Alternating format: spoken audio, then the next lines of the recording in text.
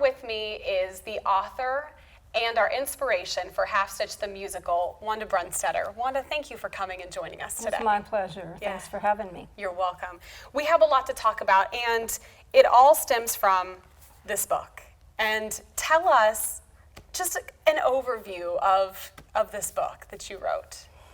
Well, the book is about Emma Yoder, and Emma is a widow lady, and she needs some income since her husband has passed.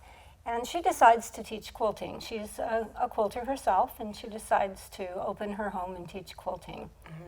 And of course, in the play, they don't have it set in her home. Yes. And in my book, it takes place over 6 weeks, whereas the play condenses it to 2 days. Yes. But anyway, she thinks that maybe some local ladies will come. Perhaps some little old ladies in the area who want to learn how to quilt. And she's very surprised when 6 very unusual Englishers, as the Amish like to call us, show up for quilting. And they all come with some kind of an issue, some kind of a problem. So she quickly realizes, I'm going to be doing a lot more than teaching these people how to quilt. And of course, the people, because of their problems, don't get along that well. So there's a lot of issues going on amongst the quilters themselves, which creates more dynamic. Yes. And it was a fun book to write because I was able to explore all these different characters and their personalities and then try to bring them together at the end.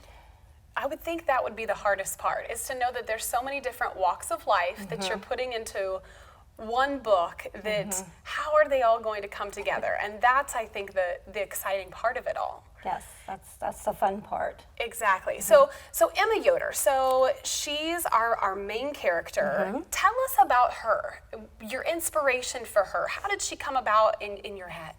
Well, we know a lot of Amish. My husband and I have a lot of Amish friends, and some of them are older ladies who are very wise and have a way about them that you feel like you can tell them anything. I have an Amish friend that I see her at least once or twice a year. And whenever I'm with her, I always feel like I can share prayer requests or any needs that I might have, because she's so full of wisdom and she has that sense about her. She can sense when people have a need. And that's Emma. Emma knows when there's a need, and she's not pushy. She just knows how to approach people in a way that they won't feel threatened, but they will open up to her. Yes. And that's what these characters end up doing. So you've seen then the musical numerous times. We have 3 other sister cities, and you've been able to go and see those shows, and now see them here in Arcola at Greenville Village Theater. What do you think are some of the differences, especially for those people that love the book? What are some of the differences between the book and the musical that you found that, just brought maybe the book to life, things that you didn't even think about? Well, for one thing, Paul. Yes. In the book, Paul's a school teacher. And he was in the car when his wife died. Whereas in the play, Paul, I don't want to give too much away, but Paul is an ex-Marine. Yes. And I thought afterwards maybe I should have included that in the book, but I didn't know that they were going to put it in the play, so there was no way I could have. But either way, Paul is still a very caring, worried about his daughter, worried about, am I going to be able to be a single parent and do a good job? And that's shown clearly in the book as well as the play. So I wasn't really too worried about that difference. And the fact that it takes place over 2 days instead of 6. In the play, you don't get to see the characters outside of the quilt shop.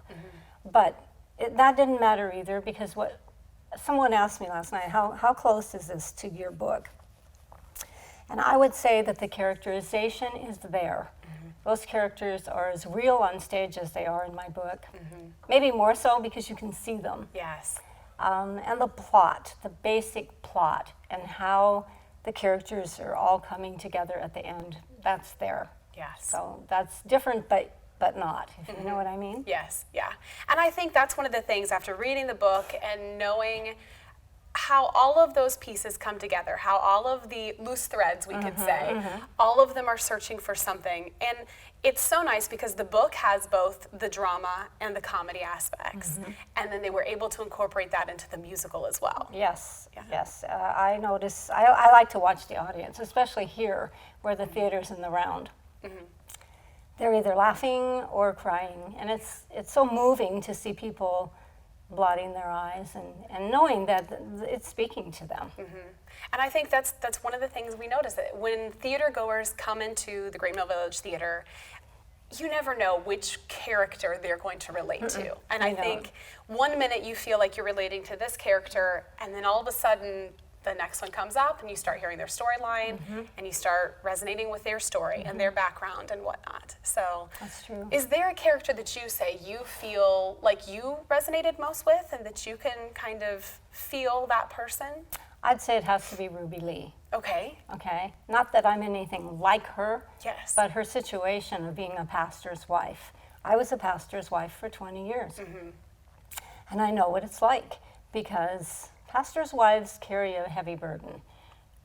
For some reason, congregations seem to think that they can't go to the pastor with a problem. They need to come to the wife. And maybe that's because she appears as a buffer.